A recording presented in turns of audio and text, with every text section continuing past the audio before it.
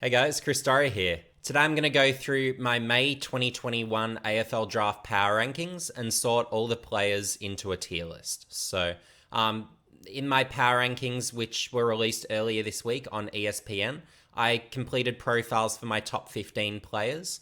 But for this video, I've not only got my top 15 players in this year's draft, but I've also got the next 10 that I'm considering, and I've also sorted them into tier lists to give you a bit of a further feel as to, I guess, my current thinking with regards to the strength of this year's draft. What are some of the players like? How do I rate them? Hopefully you enjoy this video. So what I've got here, this is my tier list. So to give a bit of an overview of this year's draft, the challenges, of course, coming into this year's draft were without any Victorian play and without any under-18 championships. It was really quite a challenge coming into this year, really ranking these players with any level of accuracy whatsoever. Really this is based off of the games so far this year and a little bit off previous performances as well. Where, like, say, some of the Victorian players, and particularly the interstate players, well, they've also played in years past and I've seen them in the past, to give a bit of a feel for the strength of the draft, up the top end, for me, it is relatively light on for quality. I'm not necessarily seeing the superstar power that I've seen in years past. This is no 2018, I can assure you of that. And I'm also feeling up the top end that the key position players aren't really there. To go through my rankings, really, in terms of the talls, the first tall I've got is Mac Andrew, who is a Melbourne Next Gen Academy player, but he's a ruckman. And I really have to go down 14 onwards to get to key position players. So at this point, I'm not overly high conviction on any of the talls, but that may change over the course of the year with further performances, further improvement. One of the key things I really look at with talls is their rate of improvement. So those that not only really, I guess, perform to a high standard, that's one of the keys, but I really want to see over the course of the year, do they take those steps, as well as have they improved this year compared to where they were last year and the year before that. They're just a few of the top of mind things. In terms of depth, we'll have to wait and see, but I'm not necessarily seeing that much depth just because there aren't that many players at this point in time, at least, that I'm high conviction on. I'd be regarding this draft at this stage as a below average to average draft, which isn't terrible, but it's obviously below what you'd ideally want. So it's not a super draft. If you've got early picks, I wouldn't be expecting any superstars, and outside of the first round, well, you're not getting sure things. But moving on to my tier list. So in my top tier, there's only two players I've got right at the top. So I've got Jason Horn and I've got Nick Daicos. Nick Daicos, of course, is a Collingwood father-son, younger brother of Josh, son of Peter. Why I've got Horn at number one is I like his two-way game. He's someone where if he's not impacting games himself offensively or winning enough of the ball, well, he's really going to apply himself defensively. And he really showed that not only in the Geelong VFL game, but also his most recent SANFL League performance. What I would like to see from him and why I'm not going to talk him up as a generational player or anything, I won't use any hyperbole to describe him, but he does need to start winning more of his own ball, finding more of the footy, because on the weekend he just had the 6 disposals. So that's something I'm a little bit worried about, but certainly when he finds the ball, he's absolutely fantastic. So it's got the strength through the hips, really nice ball user, has the speed, agility, can finish around goal, hits his targets. So he's got all the tools there at his disposal. Hopefully he gets the chance to prove himself through the midfield. He's played a lot across half forward, but we'll just have to see how things go. But at this point in time, Horn's my number one pick, but by the narrowest of margins and off early season form, Nick Daicos, who's my number two, has been the better player. But I've just got a lot of belief in Horn from a long-term perspective, which is why with the two-way game, with all his attributes, I think he can, in the long run, be the better player. But at this point in time, the most advanced footballer is Nick Daicos. In the game against Geelong's VFL side, well, he was leading the under-18s in pretty much every category, from disposals, contested possessions, score assists inside 50s, so really across the board in terms of finding the ball, offensive metrics, Dacos was really the leader there.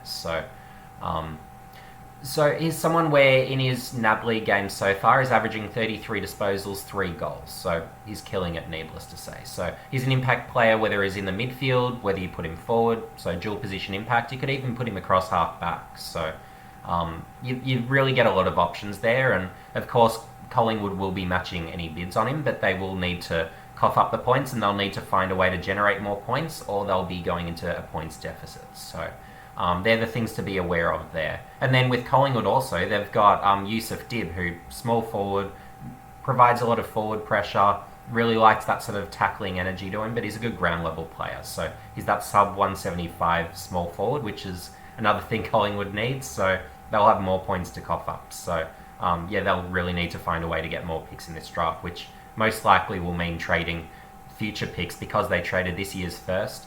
Of course, in that trade with GWS, where they only really got pick 24, which became 25, which they moved, and then pick 30 odd, I believe it was, and they just used that as a component to matching the Reece McGuinness pick last year. So just for a bit of background there. But in tier 2, so I do have these guys a little bit behind. Tyler Sonsie is probably, for me, the closest to the top 2, but his game against Geelong's VFL side was disappointing. So for me, that probably moved him out of that tier 1 category really into the tier 2. But I do see him as the top of that tier 2 at this point in time, though Roberts is quite close to say the least. But yeah, what I like with him, so he's got a lot of skill, composure, but also has the contested side to his game, winning a lot of the ball. He can really impact games in a hurry. So and he can just really switch on, have a big quarter, turn the complexion of a game and be a big factor. So I'm really liking the look of him. He's one of the absolute top midfielders this year. So he's definitely one to watch. And and then from there, Matthew Roberts. So he was my featured player on ESPN as my focus player for this week. So what I'm liking with Roberts, so dual position impact. You can put him forward, you can put him through the midfield. Last year he averaged 2 goals a game in the SA under-18s. So you've got the scoreboard impact, but he also racks it up through the midfield. Left footer. There's just a lot of good signs there. Wins his own ball, strong tackler, covers a lot of the ground. It's not like he can't run, that's for sure. He really spreads quite well, finds it on the outside. So he's really a left-footed Dane Beams is how ESPN titled the heading, and that's really how I'm seeing him at this point. Where, look, he could lower his eyes more, look for some more short to medium targets, but he's someone who really moves on the footy in a hurry. So he's really looking to wheel onto that left foot right away and really get it moving forward, which I don't mind, but it just really, he needs to pick and choose when to do that, is my thing there. But if he does that, maybe he can move to the 3rd spot, or perhaps he could even push into the tier 1 category. So those 3 and 4 spots, I'm not going to rule out in putting into the tier 1 category. But moving on from there, Josh Rachel. So I really like his game, both forward, but he can also push through the midfield a bit. So really competitive, provides the forward pressure. He's a sub 180. But wins his own ball at a high level, but really impacts the scoreboard. So good finisher around goal. He can hit his targets inside 50. So look, he's a good forward. And he'll be a good piece. Don't quite have him in that previous category. He's someone where even in 2019 he was actually pretty advanced. So how much more improvement he has left relative to some of the others who are a bit taller, that's sort of the slight question for me that I guess puts him out of the tier 1 conversation. But in terms of performances on the board, how he's playing, he's a tier 2 guy for me. So not necessarily a star, but I think he can be a high level piece and someone who can play pretty quickly, I'd say, at AFL level. Josh Sinn, so you can play him across halfback through the midfield. He's really got a burst of speed, change of direction, so there's a lot there. He can go through the midfield, win his own ball, hit up inside 50 targets, so he gives you a lot of options. The thing for me there, I guess, is I'm just waiting for him to have some big games. So I want to see him win more of the ball, find more of the footy, because at this stage it's just some low production numbers there. So, and I want to see him have, I guess, a higher frequency of impact in games. So we'll have to wait and see how that goes, but here's one where he does have the scope to move up my board. But alternatively, if he doesn't really have any big games, well, he could also possibly push down a few spots. So that's something to look for there. So moving on to tier 3. So I've got Matthew Johnson. So in my previous power rankings, so my April rankings, I actually had Johnson at 3.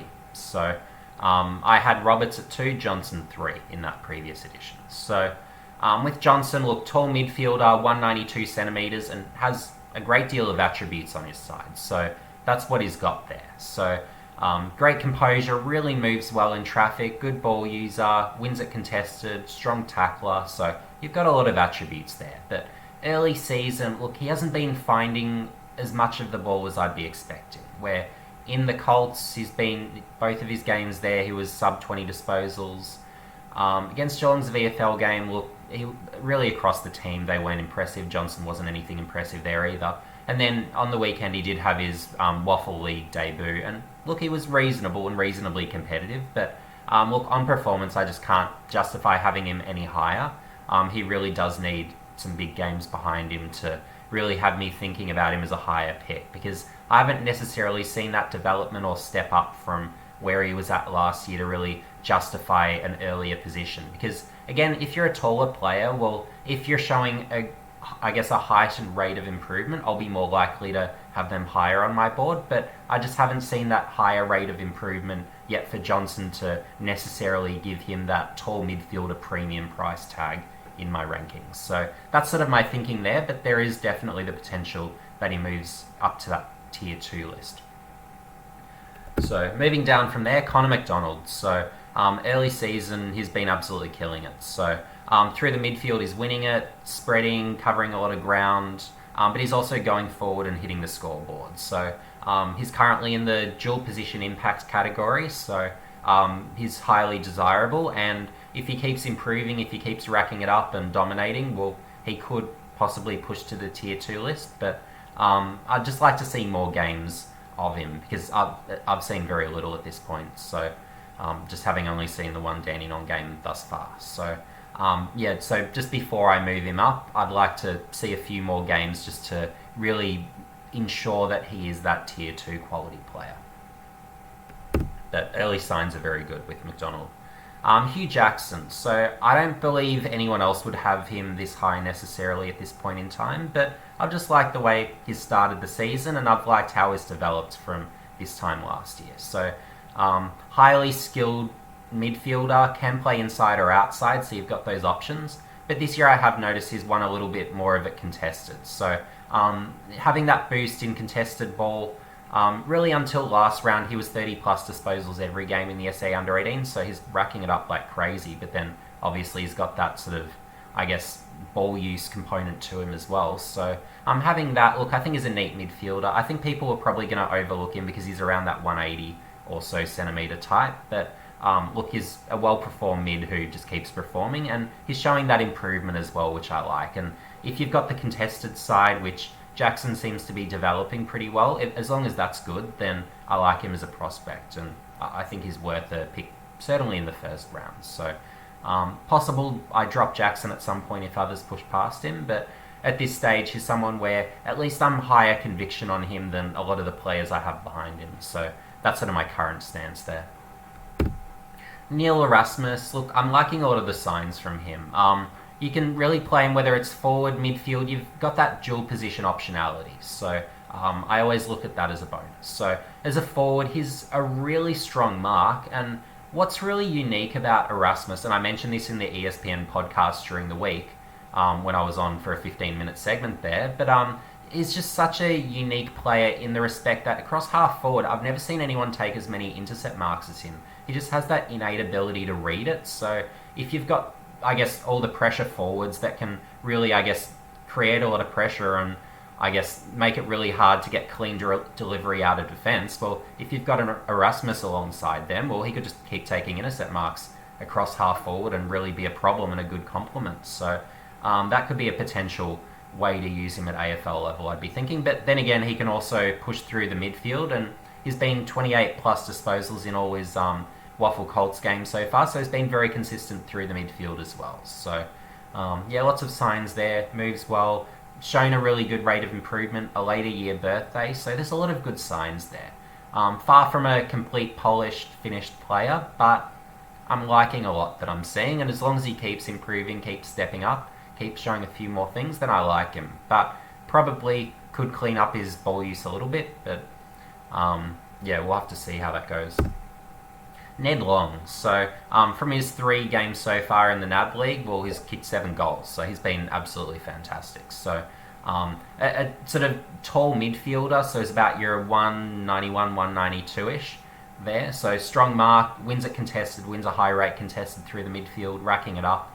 But again, having that dual position optionality, that's fantastic. So whether he's winning it through the midfield, pushing forward, hitting the scoreboard, they're the signs you want. So although Long probably, I find, hasn't necessarily had the impact his stats would indicate, if he starts really doing that and I can really feel his influence being exerted on games, then he could possibly push higher. So just because the things he does are, to me at least, highly desirable. So Josh Fahey, so GWS Academy, really appealing player. So really impressed in the Geelong VFL match against the AFL Academy, and he was the AFL Academy's best. So that was a tick for him and really moved him onto my draft board, onto my top 15. So he was someone where I was thinking probably early second round, but after that game, I think he's a first rounder and someone who's worth a top 15 pick. So in the context of GWS, he'll be someone where he'll be the kick-out specialist. So really long penetrating kick, but precise, takes on the game, can rack it up in defence, but yeah, it's just that penetrating kick is what he's got. So he could be that Trent McKenzie-esque type. Hopefully he becomes more of a regular player, and hopefully he shows a bit more improvement year on year than McKenzie has, who really is pretty similar to who he was in his first year. But yeah, I'm liking the outlook at this stage, and I think he'll be great for GWS. So yeah, I think he'll be a good piece, and he's someone where he's pretty low risk because the things he does translate pretty well, I feel. Mac Andrew, he's a very high upside player, and again from that AFL Academy against Geelong VFL match, that's really what put him inside my top 20. Before that, I was thinking early second round, just outside the top 20, but with that game, for me, is pretty clearly top 20, and I feel pretty comfortable with him in my top 15 at this point. So just the signs and the competitiveness he showed, where the AFL Academy, look, they were getting absolutely smashed in that match. So they lost by 130, but in that last quarter, Mac Andrew went through the ruck. That was the only period of the game he played through the ruck, but it looked like he wasn't beaten at the centre bounces. He just leapt over the opposition ruckman, and yeah, it was just too easy. But also his taps down. He had the soft hands, tapped it to advantage each time, it felt like. So really good signs there. But ball use, good. He seems good at ground level, reads it well, can take a grab. So there's a lot of attributes there, but he's still very skinny. Probably starts his career as a key position player. So yeah, a lot to like there. I really like his scope to develop. And yeah, Melbourne, of course, with the new Next Gen Academy rules, they may or may not be able to match the bids. If it's a bid within the top 20, well, they won't be able to match him, and it'll just be really free for all. Whoever bids on him ends up with him, ultimately. So yeah, that's something to definitely watch for. So if the club sort of in that mid-first round sort of region need a ruckman, well, for the long run, just to have developing and to give sort of 5 years or so to come good, well, Mac Andrew might be that guy, and would be a pretty appealing one at that, given the signs of competitiveness that he's shown. Jack Williams, he was probably a late-ish addition to my top 15, but I've just liked his rate of improvement. So he's been hitting the scoreboard like mad. I believe he's leading the Waffle Colts at the moment for goals kicked. But I'm just liking the signs with his play. So he actually reminds me a lot of a Tom Hawkins. So, and what I mean by that is he just seems to win his one-on-ones and use his body really nicely. So I haven't seen too many players use their body better than Jack Williams. So you've got those signs of competitiveness there. And on the weekend, I can't remember which round it was now. It might have been, I can't remember which weekend. But yeah, just out of the ruck. He just grabbed it out of the ruck, Hawkins style, snap goal. So, and he's not fully developed physically, but he plays like someone who is just physically far too strong and just knows how to, I guess, use his body and have an impact. So, yeah, I'm really liking Williams as a key forward to, I guess, go forward with, but there's also the potentially to use him as a key back if you wanted. So, he comes with a lot of optionality there, but yeah, good signs as a key forward, and at this point at least, is my top ranked key forward, and possibly unique to my draft board. But yeah, I guess we'll have to see where others have him, if they even have him on their draft boards at this point. But Josh Gibcus, so key defender, high leaper, intercept marker. That's really his game. So just reads it so well, just flies for everything in defense, and just takes a lot of intercept marks. So real weapon back there. He just basically needs to keep doing that, and as long as he keeps advancing in that area of his game and being great at that, look, he can be a piece at AFL level. And if he adds additional weapons, look, hey, that's a bonus. But yeah, he really flies for it and really looks the goods there. So yeah, he's someone definitely to watch if you're after a key defender who can really intercept and read it back there, which for me is really almost the purpose of key defenders, where I'm not as fussed with sort of guys that just negate, shut down their opponents. You really need that intercepting component, and ideally with it, a rebounding component too, as sort of, I guess, the hot sauce on top of that. So, but those outside of my top 15. So on ESPN, as I've mentioned before, I've only published my top 15. But yeah, for my YouTube audience, I thought I guess, do something nice and add a few extra names. So there's the possibility that a number of these names on this list won't be in my top 20 power rankings for next month, but we'll have to wait and see. But my number 16, I feel pretty confident will be in that top 20 for next month, and he could be quite a bit higher than that. So Sam Darcy, so a Western Bulldogs father-son, so son of Luke.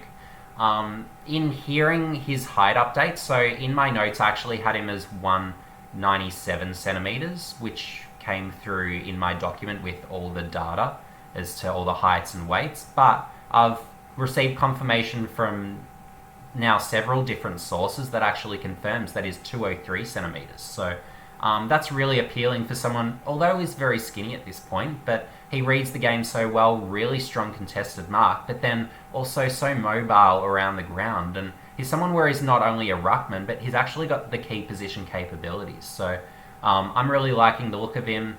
I've only really seen the one NAB League game to date, and the other one he performed really well, but I'd like to see at least one more NAB League game before I really bump him up my rankings. But he has played quite well in APS footy the last few weeks, I believe kicking both weeks 5 goals. So yeah, he's playing very good footy, and he's someone with the upside to really shoot up my draft board. So, but again, just before I go crazy on rating him too high, it's just my personal preference, at least, to have seen enough games where I feel personally a high level of conviction in rating them that high. So that's why I'm playing it a little bit cautious with Darcy at this stage, but he could have the upside really to be in any tier just about. I don't think he'll be tier 1, but best case scenario, maybe he pushes into a tier 2. So yeah, Darcy's really someone to watch, and someone Bulldogs fans can get excited about and really should be tracking. So I'll be reporting and covering him during the year.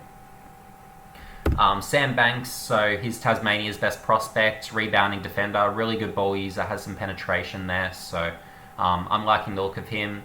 A chance to be in my top 20 power rankings next month. Jacob Van Rooyen, so yet another Western Australian, has been playing league footy.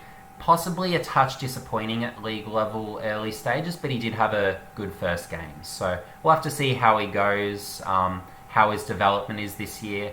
I favoured a Williams just because I've seen the more distinct signs of development versus Jacob, where I just haven't necessarily seen that, I guess you could call it, rate of progression. So, but what I'm interested in with Van Rooyen is actually seeing him as a key defender, where just the way he attacks the ball aerially, it's really got me intrigued, where those, I guess, real marking specialist sort of key position types, I really feel that their future is more as key defenders, where having sort of seen the stats of Jake Riccardi on the weekend going 40 disposals, 19 marks at centre-half back in his first VFL game as a key defender, well, that's ridiculous stuff. So he could be absolutely incredible there, and we've seen so many of those marking key forwards really transition back and look better as key defenders. So that's the one thing I'm looking at with Van Rooyen, where if he is to transition back, I think that's where he's going to play his best footy, a lot more so than as a key forward. So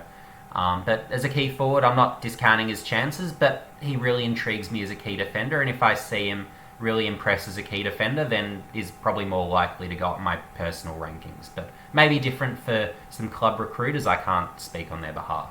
So, Rhett Bazzo, another tall. So in this region of the draft, really from, I guess you could say, 13 onwards, there's quite a number of talls that have the chance to appear on my draft board, and maybe as the year progresses, some might go up, some might go down. So there are talls in this draft. It's not a draft without talls, but there's none that are your top 5 caliber talls like you've seen in 2018, where you've got Lukosius, you've got the Kings. You don't have that this year. They're not that caliber of player, so you do have to ease the brakes if that's what you're hoping for there. So but Bazzo, look, he can play either end, so there's some signs there, but he has played good footy. This year he's mostly been forward to date, and he's looked pretty good. But in the game against Geelong VFL, he was put back, which is where he spent time last year too. So we'll have to see which end he settles, but he's one where certainly he's on my watch list, and I'm interested to see more of his games. So number 20, Toby Conway, so Ruckman. Really like the look of him early season. He's really been in the NAB League, for me at least, really the dominant ruckman, and he's played a bit of a Brodie Grundy-esque sort of game, where obviously he's not as good, not in that category, goes without saying, but he's someone where he does his best work really at the ruck contest. So good tap ruckman, follows up well, really competitive, but yeah, just too strong physical for a lot of the other ruckmans. So but I'm liking all the signs of competitiveness there. Whereas a really competitive ruckman, but certainly around the ground, pushing forward of centre, you can add a few more components. Maybe take a few more contest grabs around the ground. But again, I'm liking some of the signs I'm seeing. So here's someone where he definitely deserves a spot somewhere in there. So the next 5 I've got, so Ben Hobbs, so really a contested ball-winning beast, good mid. I just want to see more of him this year. I don't think he'll be a top 10 player in my draft board. Maybe that changes, but he could be someone in the mix where I'm not going to rule him out. He could be a top 20 player in my draft this year. So we'll have to see how he goes on return. Campbell Chesser, he's been someone who probably has been, for me, disappointing, but he's got a lot of fans out there. So a lot of people still have him in their top 10s. But for me, he's just too outside. And look, he does play an outside role, so that's pretty obvious. But yeah, look, he runs and carries a lot with the ball, has some speed, has some attributes there. Ball use pretty good, so they're the things you're looking at there. But I do want to see his numbers boost. I do want to see, I guess, the percentage of contested ball sort of shoot up a bit. So I just want to know he can win his own ball and really push through the midfield more, because I'm just struggling with that best position, the role where he plays to what I'd consider an AFL standard. So for me, look, he's one I'm in the unsure about camp, but I'm still sort of definitely watching at least. So he's someone where he could shoot up, or he could just drop off my draft board. So but he'll be one where my opinion's probably pretty different to AFL clubs, just because I tend not to overrate speed or athleticism as much as what I feel clubs do, and I tend to value more with those stronger contested sides of their game, where I've found in looking at past drafts, really, those that tend to translate at the highest frequency, they tend to be the ones that really win a high proportion contested, and then those that don't develop into AFL players from early picks, or really, I guess, fail to become the players that a lot of people hope they would, they're the ones that tend not to have those contested sides to their games that are quite as good. So I'm hoping Chesser isn't in that category, but I'm half suspecting that might be the case. So here's someone I'm pretty conservative on at the moment. Finn Callaghan, look, he's someone of definite interest. So yeah, look, just the way he moves. So as a taller mid, he's about a 189. But he just has rare agility, rare movement for his height, tends to use it pretty well. If he develops a strong contested side to his game, he's someone where he could really shoot up. If he can sort of, I guess, modify his game to become more Pendlebury-esque, I suppose, where he can sit in there at centre bounces, win his own ball, do all those sort of, I guess, good midfielder things, then he's someone that I'd be pretty interested in. Arlo Draper, he's got a lot of fans, and there's some that even I've spoken to that think he should be a top 10 sort of pick. For me, look, I don't have him there. But look, he is pretty good, whether it's midfield, forward. He's shown some traits. Ball use is really nice. Moves really well, and he can win his own ball despite being sort of pretty skinny. So look, he's someone where he's in that mix where, look, you could justify having him on your draft board, but at this stage for me, he's just outside that 20. All year I've sort of been saying, look, I'd have him around 20, sort of in the lead up to now, but for me, just with others sort of passing him by, I'm sort of feeling more like, for me, just outside my top 20, but he's someone where he could go potentially higher than I've got him, and that's always okay, I never mind that.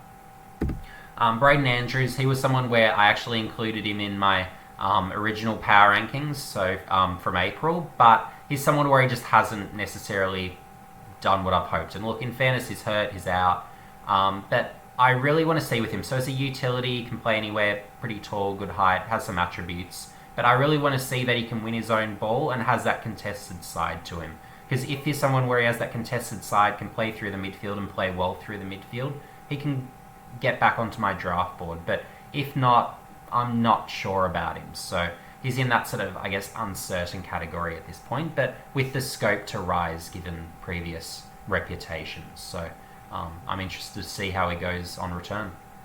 Also, before I conclude, I thought I'd mention a couple of what I consider anyway to be the top mid-season draft prospects. So I will make a future video on the mid-season draft, so make sure you keep an eye out for that. And I'll also on ESPN, of course, be covering the mid-season draft. So with a type of preview piece and also a review sort of piece. But yeah, for two of the sort of top players, so Jacob Edwards, so he's received a lot of hype, and yeah, he's someone where certainly I've got him in that mix thereabouts. He's currently inside my top 30, but he does have the potential certainly to move up my draft board. So we'll have to wait and see firstly whether he decides to put his name in the mid-season draft, because there is some talk he's considering just putting his name in for the national draft. So we'll have to see how that goes there. But yeah, he's someone where certainly whether he's ruck, key forward, he is that dual position player. So showing good signs, showing rate of development, looking really good this year. So yeah, there's a lot of signs there. For me, I've only to date seen one of his games, so I don't yet feel comfortable including him in my top 20, but certainly with more games over the course of the year, he's someone where he definitely does have the scope to move on up, so I am giving him strong consideration. Also a new name that I haven't really mentioned too much. So Jack Buller. So he's someone where I mentioned him in my piece on ESPN during the week as one of my mid-season draft players to watch. But yeah, kicking 5 goals as a 19-year-old in the waffle. No one else kicked more than 2 on the weekend. So he's starting to show some signs that maybe he's someone. So he's someone where, although he's not necessarily in my top 30 yet or anything like that, he's someone where certainly I'm tracking him. So yeah, there's a lot of interesting players in the mid-season draft, so I look forward to covering off on some of those with you. Thanks for watching, guys, and if you enjoyed this video, make sure you give it a like and subscribe and hit the notification bell for future updates. And if you've got any questions about this year's draft, hit me up in the comments section below and I'll get back to you. But anyway, see you in the next video.